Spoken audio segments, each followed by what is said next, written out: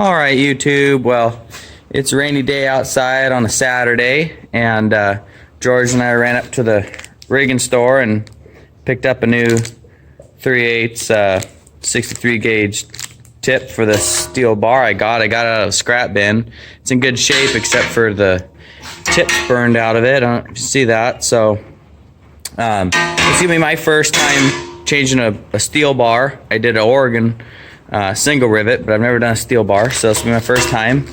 George is gonna help me and having fun on your hoverboard there, bud? Yeah. Yeah. So anyways, we'll update you guys as progress comes along. All right, YouTube. I got George videoing me. You videoing me, George? Yeah. All right.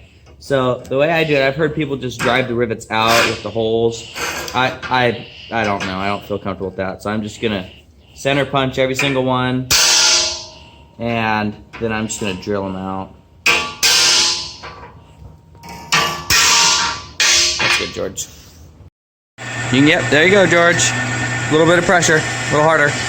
There you go, just like that. Good job, George. Just keep going until it goes all the way through. Perfect. All right, go up. Good job, George. Now we'll do the other three, or other two. This is his fingers right here, right on the freaking camera. Go for it, George. If I did it again, I would have done it a little differently. All right, George. See if that's coming out. I probably wouldn't have drilled them the same because they are coming out pretty easily. I actually, the freaking punch that I was going to use is the same size as the drill bit. That wasn't very smart. So, anyways, fighting getting them out. I probably should have just drove them out instead of drilling them out, but that's all right. No, George, that's okay. All right, George, why don't you go ahead and pull that tip off? You don't need the punch. Just grab it and rip it off. Yeah. Yeah. No, this whole thing. Pull it out. There. Now we got to clean it up and put the new rivets in it. All right, so we got the rivets set in there, and now we got to flatten them out. So George is going to go hit them with the hammer.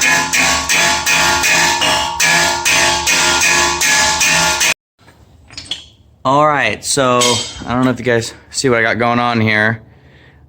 I hammered them down with George, and then, which is fine, but I kind of wanted to press them all down now and squish them all good. So this happens to be the same exact size as the bar, you know, the whole sprocket assembly there. So we're gonna put some pressure on it, see if we can smush all those rivets down nice and flat and equal. Go for it, George. It's hard to do. Yeah, it's probably good enough in a second here.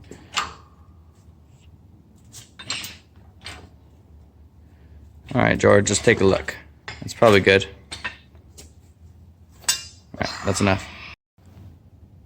All right, well, I did a few things off camera here as I went to the grinder and touched the corners there a little bit to make them line up, because this is a used bar with a new tip, and so there's a square shoulder the chain would come up against. So it's kind of blended that.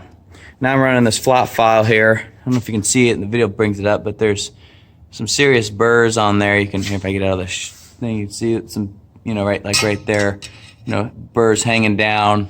So I'm running this flat file, break all the corners all the way around, and run over the top and blend this a little bit with the file, and that should be good to go. All right, George and I got them all wiped down and blow it off, and against my better judgment, he wanted to paint them. So we're gonna paint them both gray, which is close to this Oregon. This is a 28-inch steel mount. Don't spray, George, not yet. That I put a new tip on a little while ago, 50 gauge. And then this is the 63 gauge, 32-inch bar. So we'll paint them, make them all look nice and new again. But not yet, George. You gotta keep shaking, dude. You just barely started shaking. Yeah. All right, well, George and I, say hi, George. What are you doing? Oh, you're trying to stay out of the video? Are you getting comfy? Yes. Oh. George and I got two refurbished to us chainsaw bars, all painted and drying with our little, here, zoom out, little redneck spreader bar there. So my dad did this one and I did this one. yeah, you did a good job too, George. And There's the old sprocket nose with the, you see that sprocket's actually out of it. It's gone, worn out. This is the, I don't really know if you need it, but this is the part number for the 3/8 60 gauge sprocket nose, 30036502551. Anyways, just a short kind of a fun video today. You guys have yourself a good week and talk to you later. Be safe.